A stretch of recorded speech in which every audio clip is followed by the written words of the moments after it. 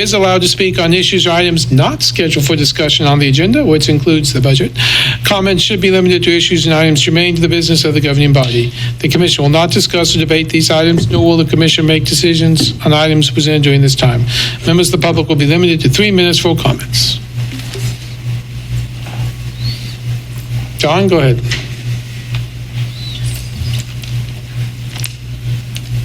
John M. 66049.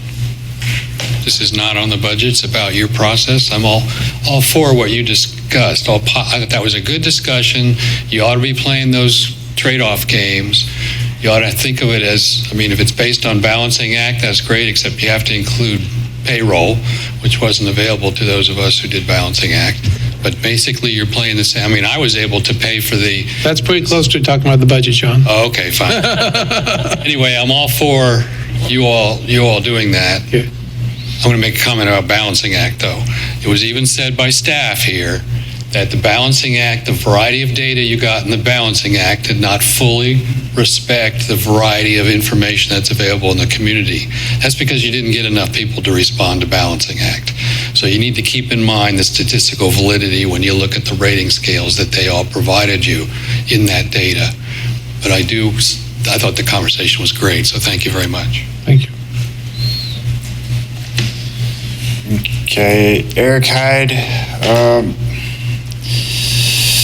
I don't think I can really whittle in my idea that nobody mentioned about the solution to the stuff, but whether you guys were talking about before, you can tell me. It's the, what's it called? It's called the pilot, what's it called? Payment in lieu of taxes voluntary contract. Okay. Could I talk about that next week, or? You can talk about that next week. All right, I'll talk about that next week. But that's an idea I have Okay. And then other things I wanted to say.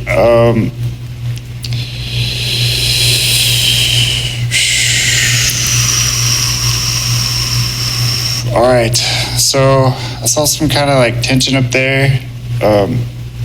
I just want to remind you I found this quote by Abraham Lincoln, and he is connected to Lawrence, and it's a pretty short quote. So let's see if I can memorize it. All right. We are not enemies, but friends. We must not be enemies. Though our passions may have strained, what's the last part? It must not break our bonds of affection. So, and then I wanted to tell you that Abraham Lincoln, I just found out in the time that I last talked to you guys, or commissioners and vice mayor and mayor, that Abraham Lincoln also had a childhood traumatic brain injury like me. His only lasted several hours. He was kicked by a horse, and I was hit by the car of a KU employee with horsepower, so it's kind of similar. I should laugh at Sorry. Let's see. Sorry. It's good to laugh every once in a while. But yeah, that's I guess all I wanted to say. I just think we should unite more as friends, even though we really disagree on a lot of stuff. So we can have that brotherhood and sisterhood and still kind of get rough with each other, but work on solutions. So thank you. Thank you. You think this is bad? You should have seen us 6 months ago. Anyone else in the room? See none? How about online?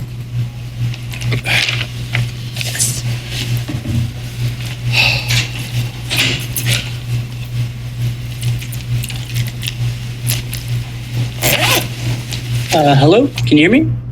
Yes, go ahead. Taylor Berger, 66049. I quickly want to mention that proposed wage freeze on city workers getting raises from Courtney is pretty disgusting, and is honestly a pretty good incentive for the city to strike. Also, more unionized city workers, and on bus fees, we should very easily be able to unionize the bus riders like they have done in KC. And has a very good incentive to boycott the buses for charging for the buses. It's also anti-homeless policy. That wasn't my comment. Good evening, commissioners. My name is Taylor.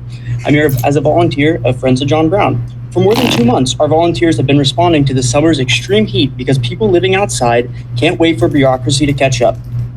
We've been freezing hundreds of water bottles, handing out popsicles, bringing electrolytes and cooling supplies, sharing cigarettes, and simply being in community with our unhoused neighbors. We've hauled coolers through parks and across downtown, used our own freezers, spent our own money, and volunteered hundreds of hours because people need help immediately. This work isn't just about handing someone a bottle of water, it's about building trust. It's about checking on people's well-being, learning who is struggling, and making sure people know someone cares when they survive another dangerously hot day, and creating relationships that can't be built by driving up once in a city vehicle. We asked the city to be a part of this effort. We reached out, we asked for help, and instead we were directed to Misty/HRT. The problem is that many people living outside simply do not trust Misty or HRT. Again and again, we've heard from unhoused community members that this distrust comes from Misty and HRT's association with encampment sweeps and the ongoing displacement of people from where they're living / just existing. Whether you agree with the perception or not, it exists and has consequences. People are less likely to engage with outreach if they fear it could lead to losing what little stability they have. Meanwhile, volunteers have been filling the gap. So I asked the commission this: when will you act? Will you invest in real, coordinated heat response before someone dies from a preventable heat-related illness? Or will that tragedy be what finally makes this a priority? Extreme heat is not a surprise. Every summer, people are put at risk. Volunteers should not be carrying out the responsibility of keeping our constituents alive through dangerous temperatures. Mutual aid should supplement public response, not replace one. Friends of John Brown will continue showing up because our neighbors deserve dignity, compassion, and solidarity, but we cannot and should not be expected to do the city's job alone.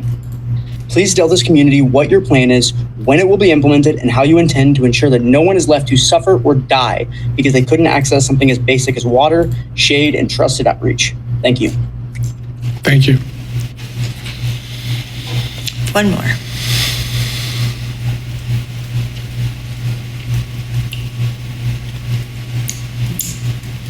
Julie Jones. Julie Jones, 66047. I would like to point out to TB, he needs to go look at a place for everyone because we've been working on this for quite a while now. Suddenly didn't have a plan. We got a plan. It's not working very well, but we got a plan. And then I would like to point out to Commissioner Sellers that I've been listening to these meetings before you came along, and I don't know where she gets off on her attitude, but she attacks other women on the commission. Not the men, just the women. And she has this high and mighty attitude in her talking, and I still don't know what her point was. It's always word salad.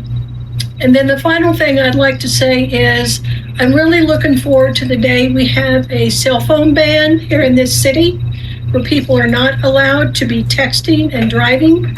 I think that would benefit the drivers in this town because the young people are driving around texting while they're driving. And I think they should get a ticket for it. I think it would help a lot, and it'd be a lot of nice revenue until they get the big picture that we don't do that here. But that goes along with all the other revenue we could be making off of those drivers on the street that break the law daily. Thank you. We have another one there. Okay. Risa Williams. Hi, I just want to echo what I think it was Friends of John Brown was saying regarding the community that we have and the people that we serve. A lot of our individuals experiencing homelessness have traumatic brain injuries. They have disabilities, low income. They're not able to work due to that. they can't afford housing based on the price of housing here and the Social Security benefit that they receive. So categorizing one group of people based on their experience is extremely harsh. All the work, there's many people in the community that do this work every day, boots on the ground. It's not easy, it's thankless, and we need more people in our community to step up, help those that are in need instead of pushing them aside and treating them like they don't matter. So just wanted to throw that out there. I appreciate everything. Thank you. Thank you. That's all the comments. Okay. So now I'd look for a motion to extend the meeting for 20 minutes, followed by a motion on the executive session. Motion to extend the meeting by 20 minutes. Wait, So second? Second. Motion by Vice Mayor Courtney, second by Commissioner Pulliam. All those in favor say aye. Aye.